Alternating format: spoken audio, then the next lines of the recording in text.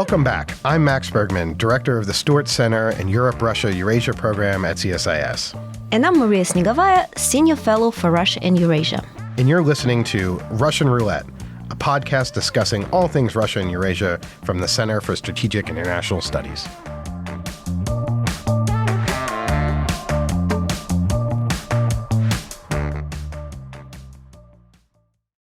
Hello, everyone, and welcome back to Russian Roulette. We hope you had a great holiday season and are excited for what is definitely going to be a very interesting year for Russia, Ukraine, and the broader post-Soviet region.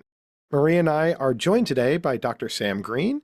Sam is a professor of Russian politics at King's College London and also the director for democratic resilience at the Center for European Analysis, CEPA, here in DC. Sam is joining us today in London for a conversation marking 25 years of Putin. Having lived in, studied, and written about Russia for years, Sam is perfectly positioned to help us understand the first quarter century of Vladimir Putin's rule. Sam, thank you so much for joining us today. Well, thank you for having me, and thank you for reminding me how long I've been doing this. Yes.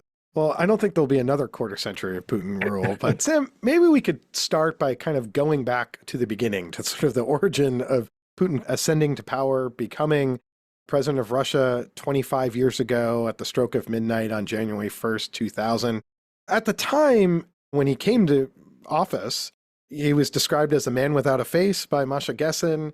There was many in the West that were hoping that this is maybe the democratic reformer that Russia needs. And then it sort of all goes awry, essentially from a Western perspective.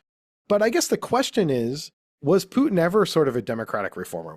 Was there a moment that things sort of went off, or was Putin sort of which is the other narrative, the kind of embodiment of the Siloviki sort of taking back power and then pushing the kind of grand imperial project for making Russia great again, effectively?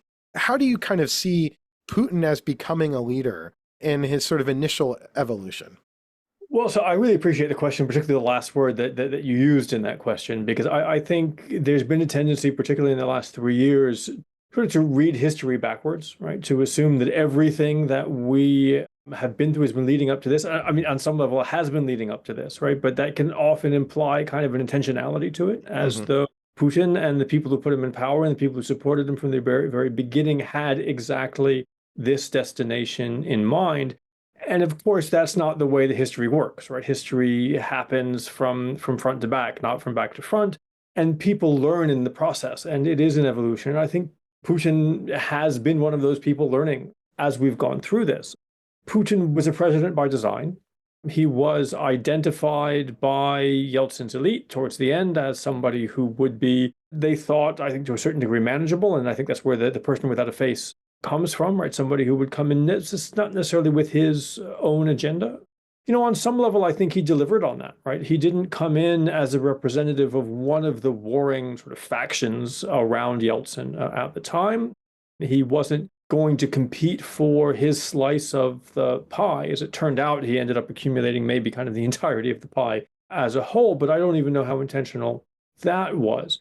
He did, however, come in with, I think, a set of predilections and priorities which really had to do with the functioning of the state and with the primacy of the state. It always seemed to be very important to him, going back, as he described it in his first-person biography that he released in lieu of a presidential campaign. He tells this story of the moment when he was in East Germany and you know, the protesters at the gates, and he calls for instructions from Moscow, and Moscow doesn't answer. And that seems to have been sort of a very jarring and formative experience from him. His imperative was always to make sure that Moscow was there and that Moscow would answer whatever the circumstances were. But he inherited a Moscow that didn't have a lot of leeway, that didn't have a lot of autonomy. It was heavily indebted. The government was indebted both internationally and domestically. It really was beholden to corporations. We had these apocryphal stories of the government coming to Gazprom to ask for taxes, and Gazprom basically saying, well, you know, who are you to ask us for money? We're the ones earning the money here. And so I think very early on, we saw him try to reassert the primacy of the state, and that meant going after those forces that were capable of limiting the autonomy of the state. That started with television. It then goes on to the oligarchs. It then goes on to the governors. It goes on to the Duma and the entirety of the political system. And I think kind of the trap that Putin put himself in very early on was that every time he dealt with one challenge, again, whether that's the television, whether that's the oligarchs, whether that's the political parties or the governors, there always seemed to be a new one around the corner, right? There always seemed to be somebody else that he now had to think about, had to worry about, who might be potentially hemming him in.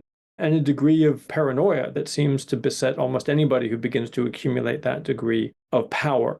But I do think that was a learning process. So I don't know that Putin knew, when he started going after Gusinski and Berezovsky to take over their television channels in 2000, 2001, that he would end up taking over Yukos a couple of years later. When he took over Yukos, I don't know that he knew that he would end up going after the governors and appointing all of the governors for a number of years. I don't know that at any point that he knew he was going to try to hive himself off of relations with the West, although I think he was always skeptical to a large degree over the fate of that relationship. I think this has been a process of discovery, even if I don't necessarily agree analytically with the things that Putin seems to have discovered for himself. Sam, thank you very much. I'm actually a big fan of your work with Graham Robertson, the book entitled Putin versus the People, in which I think you very pointedly flag the importance of this constructed perception of the social consensus in Russia and how it's actually this middle group of the people in between the hawkish anti-Westerners and the staunch liberals who constitute the majority of the Putin support, claiming that to them, essentially, it's where the propaganda is targeted is trying to convince them that the policies are taken in their favor and the majority is supporting Putin, which makes indeed the imaginable true. The majority does side with Putin. I wonder, of course, the question on everybody's mind is how did this Putin consensus change or did not since the start of the war? Do we see the major shifts, or is the basic premise and the logic of this constituting, crafting the majority support basically remains the same despite these unprecedented changes Russia goes through? Well, I'm not really sure that we know the answer to that question, and I'm not sure it is knowable. There are, as you know, Maria, some debates about our ability to understand what's going on in Russian public opinion. They are very much live debates. I think, look, the argument that Graham and I were making in Putin versus the People, and thank you very much for the plug, was that Putin has to work with the material that's available to him in the Russian public. He can't create public opinion out of whole cloth. And so if you go back to, I know you asked about the war, but if we go back to sort of 2012 or so, 2013, when he's still struggling a little bit to marginalize the Bolotnaya opposition that began to bubble up, this anti-authoritarian opposition movement that began to bubble up in the major cities after his return from his hiatus as prime minister. It was kind of experimental. He just started throwing stuff at the wall, or his team started throwing stuff at the wall to see what would stick, right? They worked on some anti-migrant sentiment. That didn't work too well because it turned out the opposition was at least as xenophobic as the regime was, if not more in some ways. They settled on LGBT issues. They settled on religious issues, things that seemed to work, but they tried a number of things along the way. Remember, they tried banning American adoptions of Russian children. That didn't stick very well because it seemed inhumane to too many Russians, right? So they go where the public will allow them to go. But I think what we've learned since the war is that the public will allow them to go quite some distance. So I think Putin himself was a little bit nervous about the state of public opinion and how public opinion would react to this war. He understood that Crimea itself in 2014 was a bit of a unicorn. It was something that could be done almost bloodlessly, certainly bloodlessly for the Russian military itself. It was over before most people in Russia really even knew that it was happening. Didn't go so well in Donbass in the early years, and that forced a little bit of a climb down from Moscow. And so the prospect of a large-scale war was one that I think he thought that the Russian public might not be ready for. And I'm assuming he's probably pleasantly surprised by the inertia when it comes to the Russian public responding or really not responding to images of atrocities coming out of Ukraine. For a while, we sort of maybe believed that most Russians didn't know that was happening. I think that's an untenable assertion at this point. Most Russians seem to be aware, and certainly can be aware if they want to be aware, and they choose to dismiss it. They choose to dismiss the number of Russians coming back in body bags. They choose to dismiss Ukrainian drones landing in Russian cities and chunks of Russian territory itself being occupied by Ukrainian exclusionary forces. And so that doesn't mean that Putin could get away with anything. We've seen that he does seem to be running scared to a certain extent of Russian public opinion when it comes to the issue of mobilization and calling up Russians for military service. Again, something that you've written about. But this is also a learning process for Putin, right? Putin thought that he could get away with military mobilization. It turned out that he couldn't.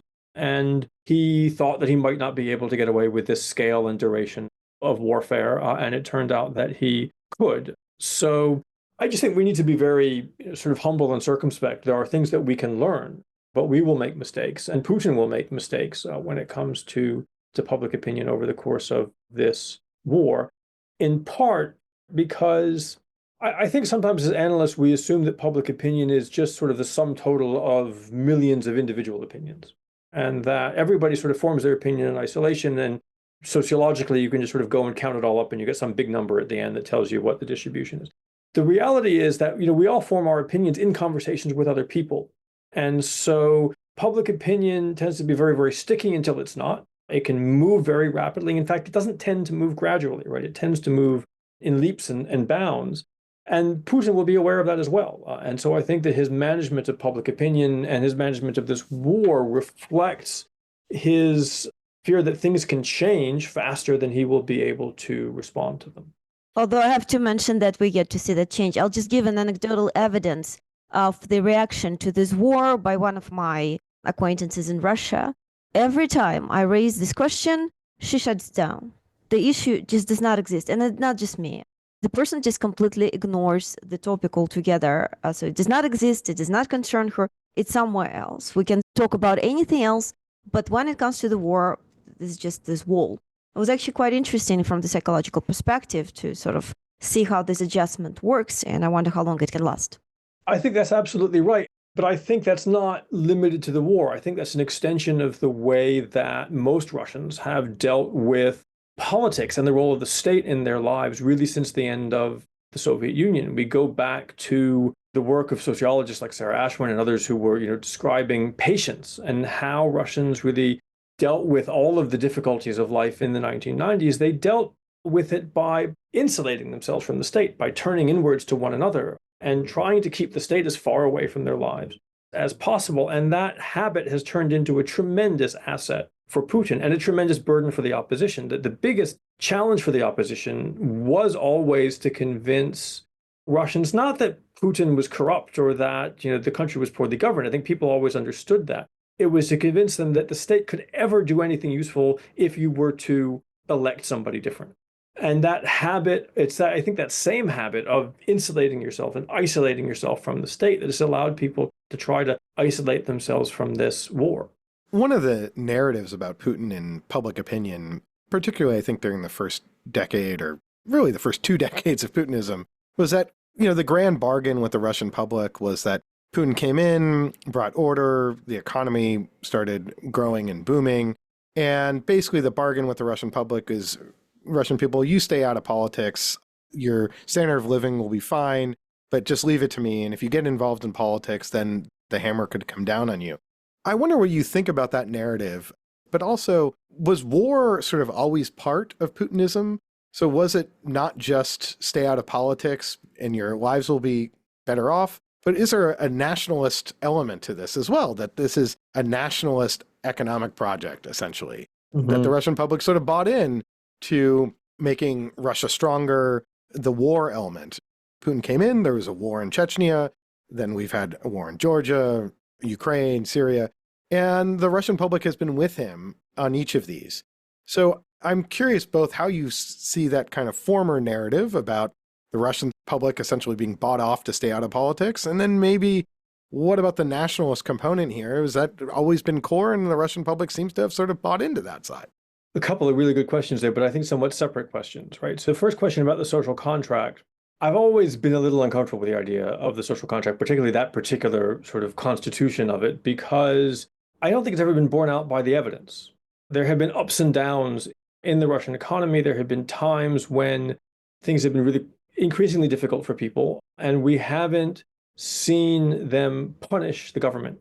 We haven't seen the flip side of that, right? So if it's true that people will stay out of politics as long as the government delivers, well, we haven't seen people get into politics when the government doesn't deliver.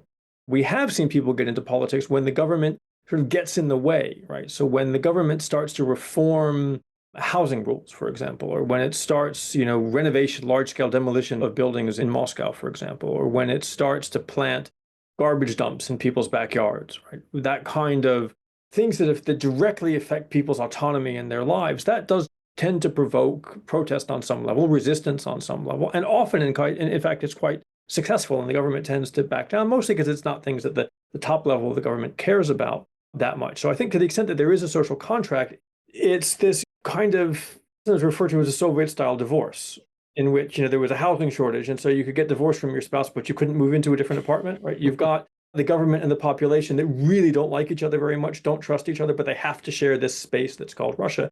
And so they just try to stay out of each other's way, let each other live their lives.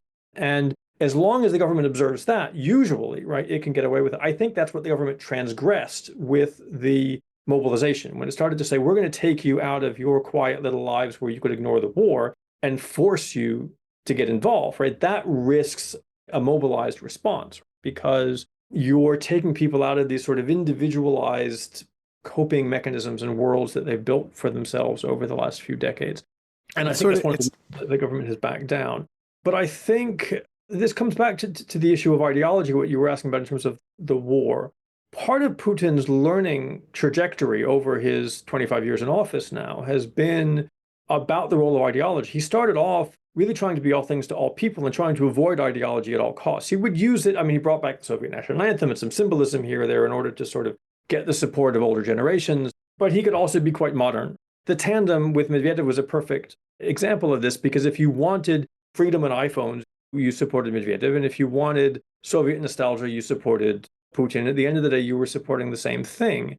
But after he comes back or he says he's going to come back in 2011, after he returns to office in 2012, with the advent of this, anti-authoritarian opposition, that becomes increasingly difficult, in his view, impossible to do. And so he brings in ideology in the form of wedge issues to really marginalize the opposition and galvanize his own support. And that begins to take on a life of his own, because the way that gets framed is, well, we need to defend Russia against this encroaching West, but it's an ideologically encroaching West. You go back to, again, his one campaign speech in February 23rd, not by accident, Defender of the Fatherland Day, right? In 2012 at Luzhniki Stadium in Moscow, and he's quoting patriotic poetry about Napoleon's invasion and the Battle of Borodino, and he's saying, this campaign, right, isn't a battle about, between competing political forces in Russia. It's a battle about the future of Russia itself with the West. And in some ways, that discourse begins to manifest itself into the kind of conflict that we are seeing now. He begins to, I think, have to put the force of the state behind the rhetoric that he uses. But there's another sort of subtle shift that went with that. You mentioned the second war in Chechnya, in which the Russian public were with Putin to a much greater extent than they were with Yeltsin in the first war. Of course, the second war was much more successful. It was also prosecuted in an environment with much tighter political and media control, and so people were much less aware of exactly what was happening. But eventually they still become aware of the scale of atrocity in Chechnya, and they're still willing to accommodate it. I think this accompanies a couple of other shifts. So Putin is bringing back the centrality of World War II in sort of Russian myth-making and political legitimation, and as well as a sense of the newfound sort of competence of the Russian state, right? The 90s were a period in which the state was falling apart, right? It wasn't able to do very much. And now all of a sudden it can do things, including through the military. I'm old enough to remember when what people would say in Russia about World War II was, "Лишь бы не было война," just let there not be a war. And at some point, while Putin's quarter century in power, that pivoted to "можем повторить." We can do it again. The right, that can be done again, being taking Berlin and conquering the Reichstag. And that made, again, the Russian public available for the kind of adventure that Putin decided to undertake in Ukraine. It strikes me, just listening to you, that perhaps Russia is just full of NIMBYs and, not in my backyard. So totally willing to kind of go along. But as soon as you sort of put demands on whether it's mobilization or putting a dump next to someone's house, that's how you get some of the mobilization. But let me turn it back over to Maria. Yes, actually, my next question is very short. Does Putin equal Russia? Based on what you've said, right, we do see, while at the same time there's some continuity, there's also very different Putins. And today's realities are reshaping the Russian society through the for active pushing of the ideological narratives as you flagged yourself, also the reshuffling of the Russian society, the exodus of the Russian liberals. So at this point, 25 years in, also like a quarter century in power, it makes him one of the longest ruling dictators in the world. Do you think that at this point we can credibly argue that maybe Russia is Putin? Well, I think they certainly constitute each other, Putin and the Russian public. Putin does what he does because he's able to rely on the Russian public being below him and behind him. The Russian public find him useful, I think, more as kind of as a lodestar and as a symbol than as an actual material being. Back when Graham and I were interviewing people for Putin versus the People, we were talking, with people who had just gotten through voting for him in 2018, some of whom were optimistic about their own economic prospects, but they weren't thanking Putin for it. They were going to vote for Putin anyway, but they were going to vote for Putin because it was a way of communicating that they were sort of normal members of Russian society.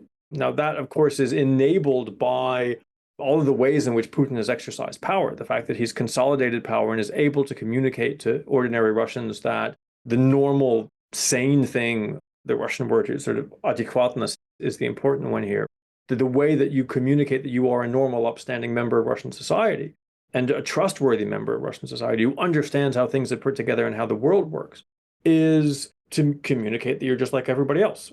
And being just like everybody else means supporting Putin. Does that mean that has to last forever, right? And I think kind of the subtext of your question is Putin Russia? Does that mean that what we get after Putin is a continuation of Putin just under a different guise? I don't know that that necessarily follows. I do think it depends to a certain extent, maybe we'll talk about this, about how Putin leaves office and how his successor is then generated. But to say that Putin rests on the support and the complicity of the Russian public is, I think, absolutely true, but that doesn't mean that Putin is the only kind of leader that the Russian public is capable of supporting. Thank you. And from that question, Sam, since you already hinted to my next follow-up question, what does it make us think about the possibilities of this succession? Of course, it's probably, even at this point, too early to speak of Putin leaving anytime soon. But what do you think potentially is the more likely scenario? We have seen across the Central Asian states the natural passing of the dictators of this kind typically tends to be followed by a replacement of this leader on top of the power vertical with another authoritarian figure. Alternatively, we can perhaps envision more turbulent scenarios with certain popular uprising or maybe even a coup if, say, the war ends up going really badly against what the Kremlin anticipates it. So what essentially is the most likely scenario here we're looking at? The problem with authoritarian succession is it's always too early until it's too late, that we almost always get the timing wrong on those sorts of things. So I'm not going to predict the future, if you'll excuse me. But I think the most likely scenario is inertia, right? The most likely scenario is Putin continues, and the world seems to be conspiring to make it increasingly easy for him to do that at the moment. But the most likely thing is that he continues till biologically he just runs out of steam. It will be very difficult for him to organize the kind of transition that, for example, Nazarbayev tried and eventually failed to organize in Kazakhstan. It worked for a while until it didn't. Putin will have learned a lesson from that, but the stakes, in part because of the war, are, I think, much higher in Russia. And Russia was always more competitive, less monolithic, I think, than the Kazakh regime was as well. And so that scenario always struck me as not terribly likely. Is it possible that people could decide it's time to get rid of him? It's not impossible. What we've known for a long time, that there's lots of people in the Russian elite who think that he's not doing a great job, but that doesn't necessarily mean that they think that anybody could do any better. And the problem with an organized transition, an elite-led coup, is that it will inevitably create winners and losers. At the moment, everybody in the system is a winner to one degree or another. They might not be as much of a winner as they'd like to be. They're almost certainly not as much of a winner as they were before the war. But if it's going to create winners and losers and you have no way of knowing whether you're going to be a winner or a loser, right? Your powerful incentive is on your hands until things get to be so catastrophically bad that everybody becomes a potential loser unless things change. And I think we're very, very far from that at the moment. There's still a lot to play for in this system. And we see the Russian elite really organizing itself around that. The bigger question for me is if the Russian elite are able to see their way to trying to get rid of Putin and create something to replace him. What is it that they want to create? Is it the system exactly as it was before February 2022? Because they've lost quite a bit of autonomy and power since then, but that requires probably opening up access to the West again, which is something that could potentially be very difficult unless they're going to be able to undo all of the things that Putin did in Ukraine, which itself would be very difficult, partly because it's already been written into the Russian constitution and because the Russian public, at least for the moment, is behind it.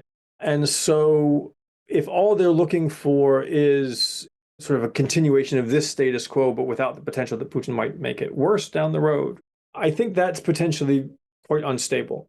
I'm not among those who thinks that Russia is about to disintegrate. I don't think that that's on the cards, but I think a period of difficult elite competition over the future of Russia and over the spoils of this now more limited system and limiting system that Putin has put in place in the last 3 years is probably the most likely outcome. It seems like what you're saying is that sort of the vessels or vectors for change in Russia will only really come about if things get very bad. Either the situation in Ukraine, the economy, or if Putin just is, he's 72, so in 5-10 years, if there's some health situation. So either something bad, quote unquote, happens vis-a-vis Putin's health, the war in Ukraine, the economy, then that would push Russian elites and Russian society to say, okay, something has to change here. But it leaves a lot of space then for Putin to sort of continue on ruling Russia sort of uninterrupted, at least for the time being.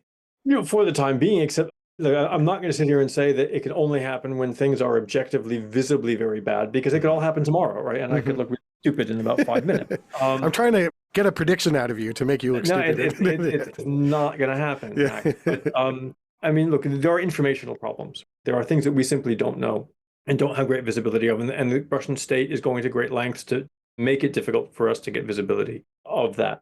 It is important to note that it doesn't have to be bad in objective terms, right, for this kind of dynamic to happen. It has to look and feel catastrophic or potentially catastrophic for the people in the moment. But that can be a very situational feeling. We've been through an election in the US just recently, right, in which people were voting on the basis of economic sentiment that doesn't entirely match up with actual economic numbers. But all of these things are very emotional, and all of these things, we were talking about public opinion a moment ago and how it sort of formed in this very dynamic process of socialization. That's true of the elite as well, and of Putin's constituents at the top of the political food chain in Russia.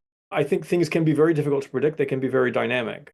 But I do think that all other things being equal, right, it will require people to think that they really have no other choice but then to get rid of him. Maybe a final question, which is the question sort of roiling Washington presently. We're recording on January 9th. Donald Trump is set to take office in 11 days. He's pushing for peace negotiations between Russia and Ukraine. I'm curious what you think are the kind of prospects for those negotiations, but also more broadly for U.S.-Russia relationship. Or is there a chance of sort of a rapprochement between Washington and Moscow? If Washington offered, would Moscow accept, and vice versa?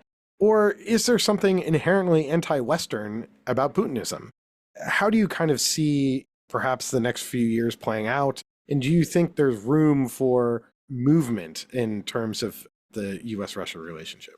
So Russia right now is addicted to this war. At the very least, it's addicted to geopolitical confrontation with the West. It's the only thing that's driving economic production at the moment on any scale. It's the only thing certainly that's driving growth. The country would be in stagnation, if not in recession, if it weren't for the war. It justifies repression, both of the population at large and of the elite. And it becomes very difficult to see how Putin could pivot away from that. It sounds odd to say this, but Putin is risk averse. If something's working, he doesn't like to change it. So as long as this is working, I think he's likely to stick with it, which means I think the room for rapprochement with the West as a whole is quite limited. Whether that means that there's no room for rapprochement with the United States is a different question. Moscow has spent a long time, decades really, trying to drive a wedge between Europe and the United States, usually because it thought that it would be able to form a coalition with Europe against the United States. Something very different is happening now, right, in which it seems to be aligning in certain, at least ideological ways, with the United States and picking a fight with Europe, whether that's about geopolitics or wokeism or whatever the flavor of the minute is. But that is, I think, a little situational. And I think that Moscow, having been through one Trump administration already, is a little unwilling to give the Trump administration a lot of rope. I think that they are not inclined to trust agreements and trust promises made by Trump.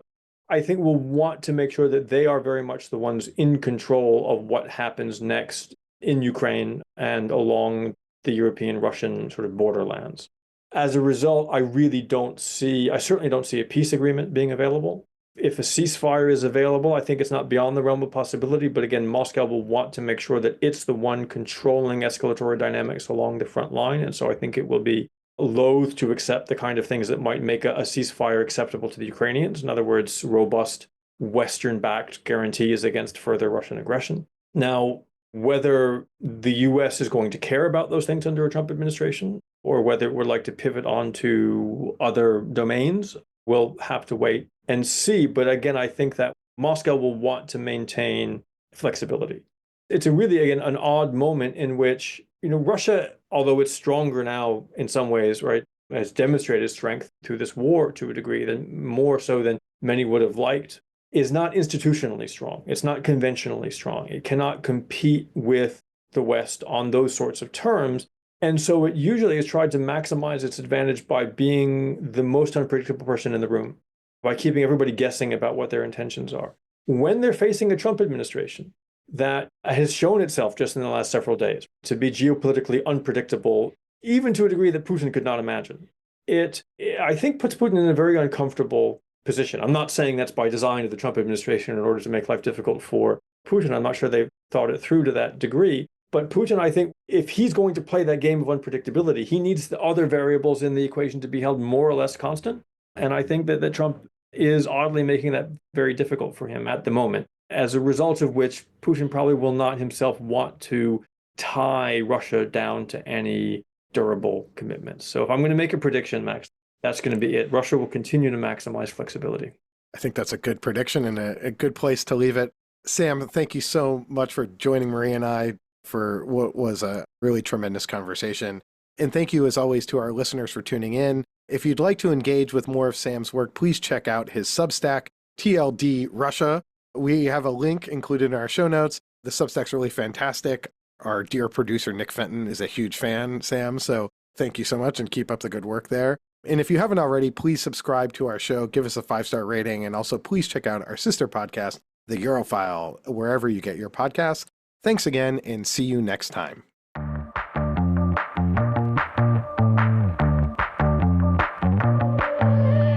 You've been listening to Russian Roulette. We hope you enjoyed this episode and tune in again soon. Russian Roulette releases new episodes every 2 weeks on Thursdays and is available wherever you get your podcasts. So please subscribe and share our episodes online. And be sure to check out all the latest analysis by the Europe, Russia, and Eurasia program at csis.org.